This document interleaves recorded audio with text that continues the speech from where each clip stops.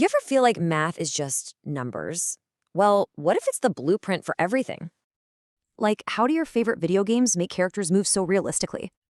And how can someone figure out the height of a skyscraper without a giant tape measure? Or how do scientists even talk about the crazy distances between galaxies? Believe it or not, the secret is in a toolkit you're already learning how to use. These are your learning standards. Think of them as your own personal problem-solving toolkit. Okay, first up, let's unpack the geometry tools. You can literally build with these. So, imagine you need to build a wheelchair ramp. You've got the height and length. How do you find the ramp's length? You use a special tool, the Pythagorean theorem. This is standard 8.GBP7. It's designed for exactly these kinds of real-world problems.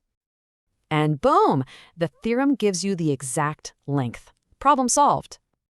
All right, let's go from building ramps to exploring the entire universe. The distance to the sun is huge. Writing out all those zeros would be a nightmare. But guess what? There's a tool for that. It's called scientific notation. And that's standard 8EEA3. It lets you handle numbers on a cosmic scale. Look at that. That huge number becomes something so simple. That's the power here. So, why does any of this matter? This stuff powers some of the coolest jobs ever. Take astronauts. They use math to navigate through space and calculate flight paths. Yeah, their work relies on handling absolutely massive numbers every single day. What about game developers? They use math to build the worlds you play in. Yep, they use functions and geometry to make everything look and feel real. So here's the key takeaway. It's not just about knowing the formula.